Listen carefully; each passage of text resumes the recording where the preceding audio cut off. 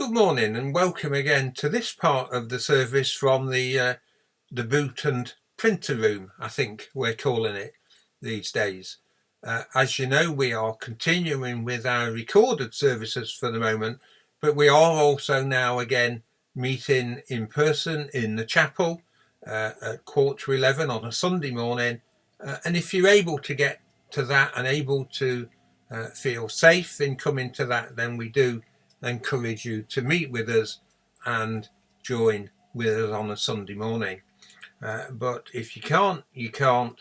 And so we hope that you're still enjoying the online material that we are providing for you.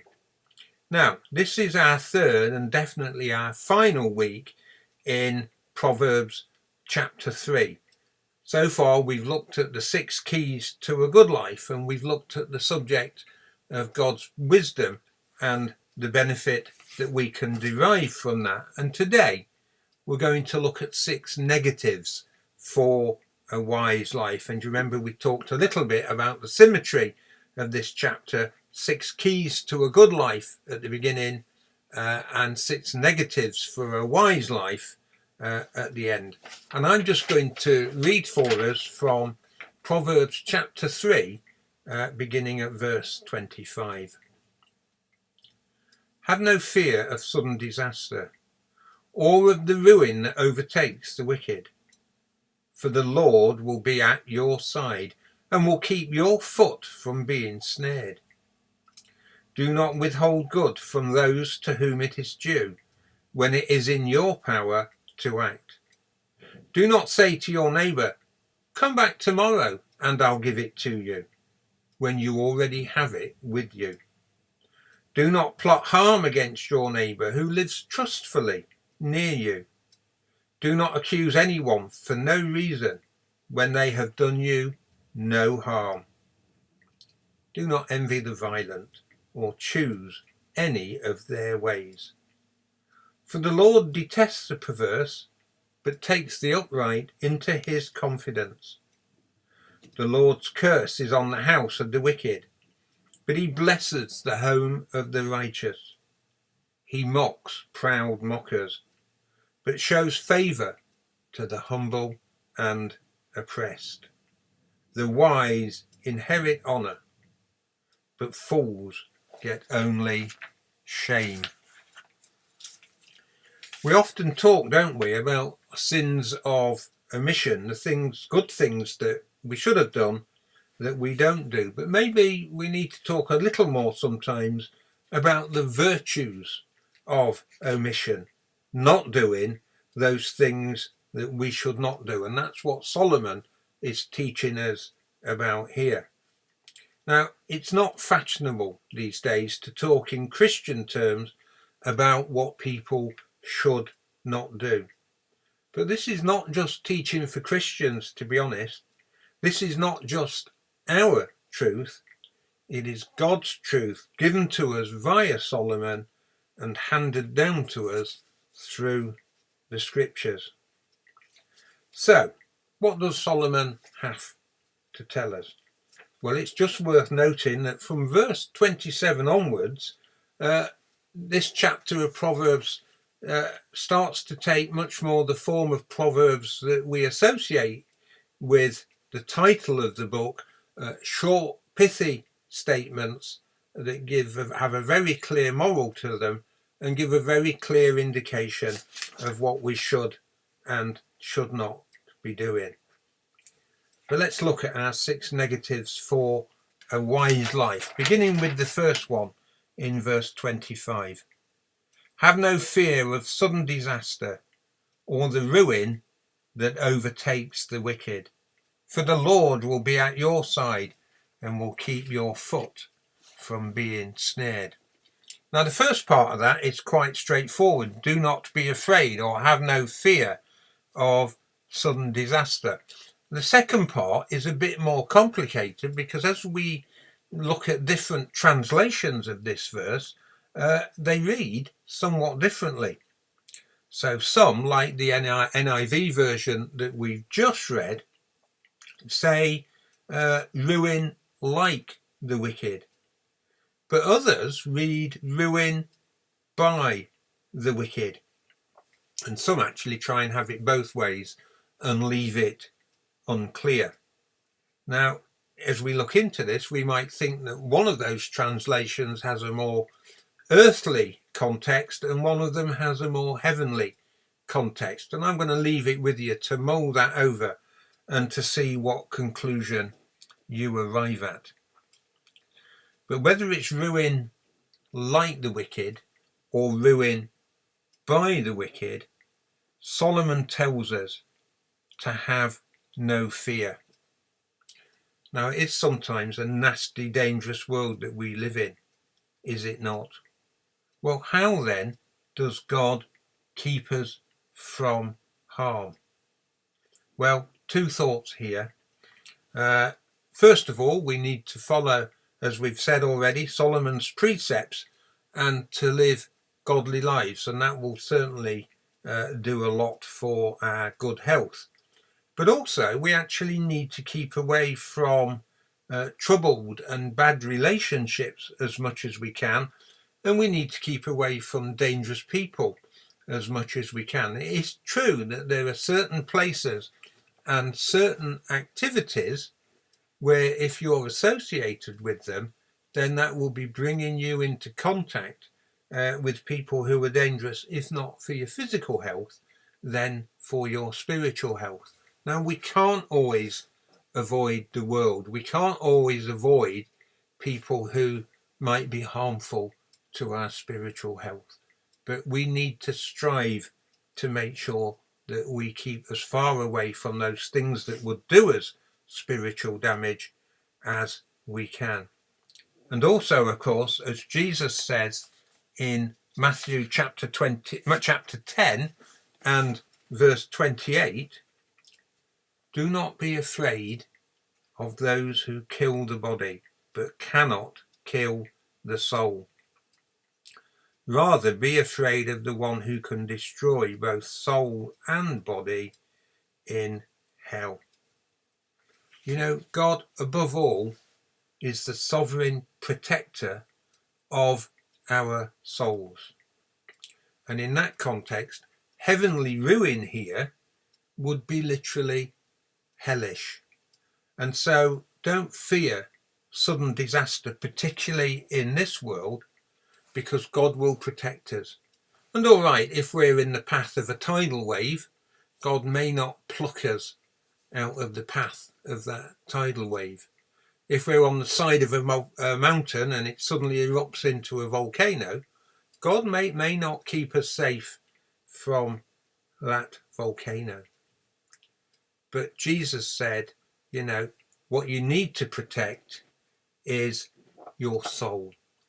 And if we trust in him, then God will provide that protection for our soul. And with that protection for our soul, we need to fear nothing. We need not to be afraid of ruin.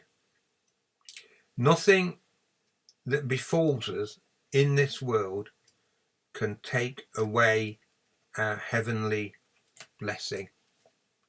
And that's something that we need to see as a great reassurance and a great comfort. Certainly when we're talking to other people, we should present it as such. You know, it can be quite callous actually if somebody, for example, has suffered a bereavement. You don't play that bereavement down and say, well, you can seek comfort in God. No, we empathize with that person and we share with them the fact that they can receive comfort from God and that their eternal soul can be held safe. So let faith replace fear in our lives. Let's trust in God and he will uphold us even when there is earthly disaster.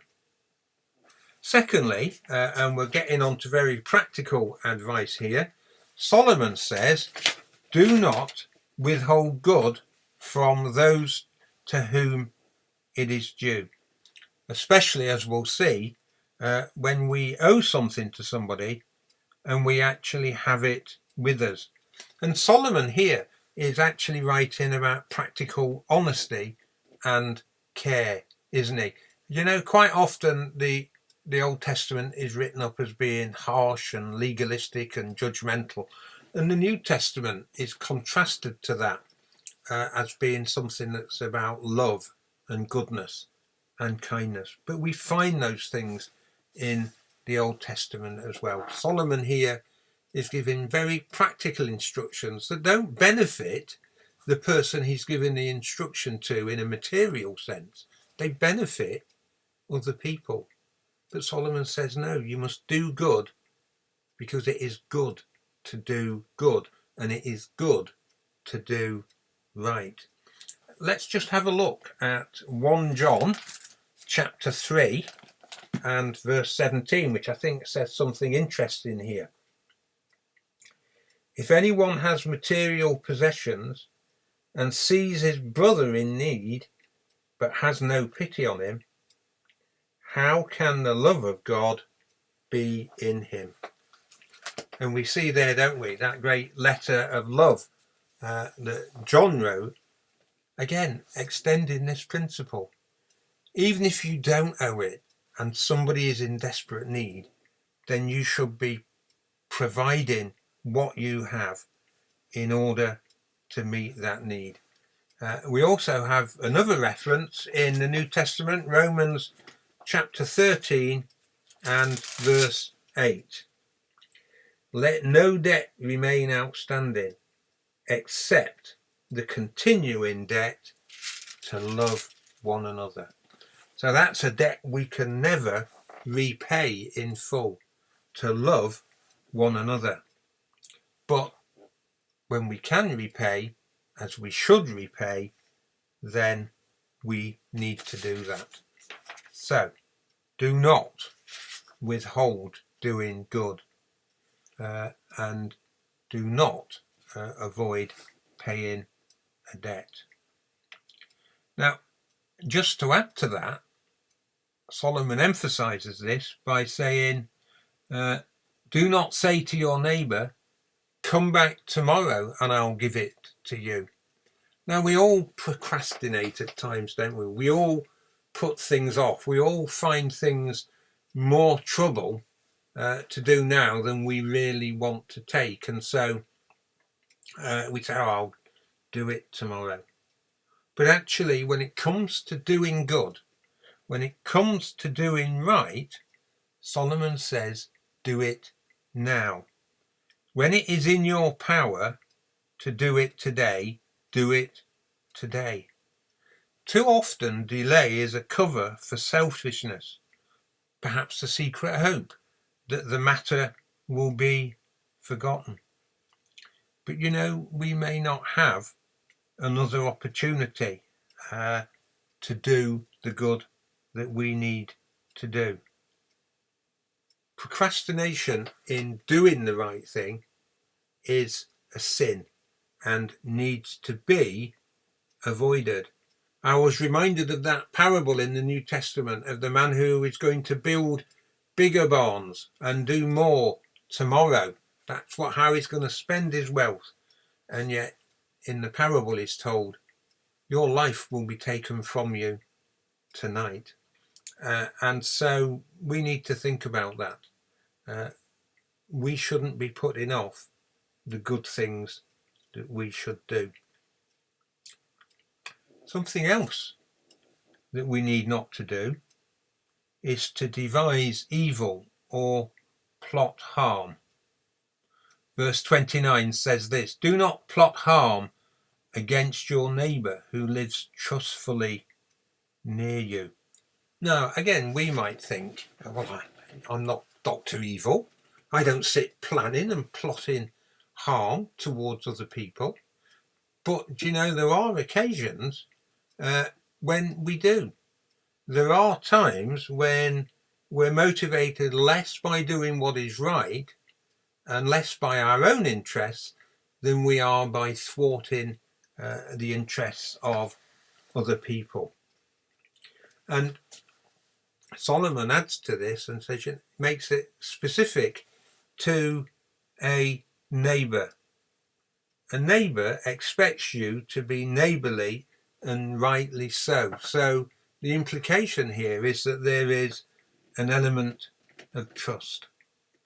And so Solomon is saying that when people trust you, when people rely upon you, do not plot harm against them and do not betray the trust that they have in you. And just again, take that a little step further with a reference to the New Testament, of course. Who is my neighbour, Lord? Jesus was asked. And what was the parable that he gave in response? It was the parable of the Good Samaritan. And so, although, yes, we're thinking about neighbours and we're thinking about the fact that there's a particular element of trust in this command not to do something, we also need to think that it applies more widely. Because if we take that interpretation of a neighbour that Jesus gives us in the parable of a Good Samaritan, then it extends far and wide, doesn't it? So, do not devise evil or plot harm against others. And then fifthly, what else should we not do? Well, do not accuse others without cause, especially if that person has done you no harm. Very practical advice again. We seem to live in a world, don't we, where blame is very much part of what goes on. Whenever there's a disaster or some sort of accident, people are always looking for somebody to blame. It's often masked as saying, well, we want to avoid this from happening again. But actually, no, people often want to blame somebody. They want to accuse somebody. Now, that doesn't mean that if somebody's been negligent or willfully done something that is harmful, that we should simply turn a blind eye and let them off. That would be no way for a society to run. But Jesus is very clear. Not Jesus is very clear. Solomon is very clear that accusations against other people that are unfounded can be very, very harmful and very, very dangerous for them. And so, if left unchecked, that kind of strife can very, very quickly escalate. And there's further writings about this actually elsewhere in Proverbs. This, of course, is something that can lead to feuds and vendettas, and those sorts of things help no one. We sometimes come across stories, don't we, of feuds in churches where people have been coming to the same fellowship and meeting in the same place and praising and worshipping God day in and day out, but haven't spoken to each other for a very, very long time because they have a simmering resentment. And quite often at the bottom of that is not just a misunderstanding, but that somebody has been accused without good cause. So we must be very careful in our conduct of our personal relationships, and we must be very careful about what we say about other people and what kind of blame we try to attach to other people. Really, we need to leave vengeance to God, and what we should be doing is seeking to overcome evil with good. So that brings us then to the sixth of our negatives that we need to follow. Do not envy the violent or choose any of their ways. Actually, again, in modern culture, that's something that we're often invited to do, isn't it? Especially in films, but also in some literature. So, for example, gangsters and hoodlums and crooks criminals, those sorts of things. We're invited to almost admire those people, and sometimes left with a desire to be like them, to emulate them, to have what it is that they have got. And yet Solomon says to us very clearly, do not envy violent men. We saw earlier in chapter 1 that the oppressive or violent man is eventually caught in his own snare. And so we need to remember that we can look at the world and we can see all sorts of figures who are getting on, all sorts of people who do violence in many different ways to other people for their own ends. And yes, superficially, they may look successful. But Solomon says to us, do not envy violent men, whatever form that violence takes. Don't wish that you were like them, because they will come to no good in the end. Solomon tells us in verse 32, for the Lord detests the perverse, but takes the upright into his confidence. The Lord's curse is on the house of the wicked, but he blesses the home of the righteous. Don't be jealous or envious of the prosperity of the wicked. And so there we have it. That's a quick run through, really. 6 negative things to avoid if we want to be wise and faithful Christians. And of course, just to take us back to the beginning, this is Solomon providing what he calls fatherly advice, fatherly counsel for godly living. And in this chapter, it sets out for us 6 keys for a good life. A high estimation and description of the value of wisdom, and then 6 negatives for a wise life. It's worth saying, of course, that this chapter doesn't begin to exhaust either what we know about wisdom and what we can learn about wisdom, nor about what we need to do for a wise life. There are many, many chapters that follow on in the book of Proverbs that give us very practical advice and guidance about how we should live. And we need perhaps to go back to this book and to read through it again and again to make sure that we take hold of this really good advice that Solomon is given to us. That's not to take us away from the New Testament. That's not to take us away from the Lord Jesus Christ, who, of course, is the ultimate repository of wisdom and knowledge. Do you know, many commentators suggest that passages like the one that we've just read, and particularly that middle bit of it, in the middle bit of this chapter about wisdom, as we said before, is in reference to the Lord Jesus Christ. And so we need to look to him. We need to hold on to him. Just to finish with the last couple of verses from this chapter, speaking of God, Solomon says, he mocks proud mockers, but shows favour to the humble and oppressed. The wise inherit honour, but fools get only shame. It's really important that we don't confuse worldly well-being, worldly gain, with spiritual well-being and spiritual gain. And so Solomon is very clear for us in this passage that what we need to seek after is godliness and righteousness. And he gives us some very clear guidelines about what we should do, what we should follow, and what we should not do. Well, again, I hope you've found that helpful.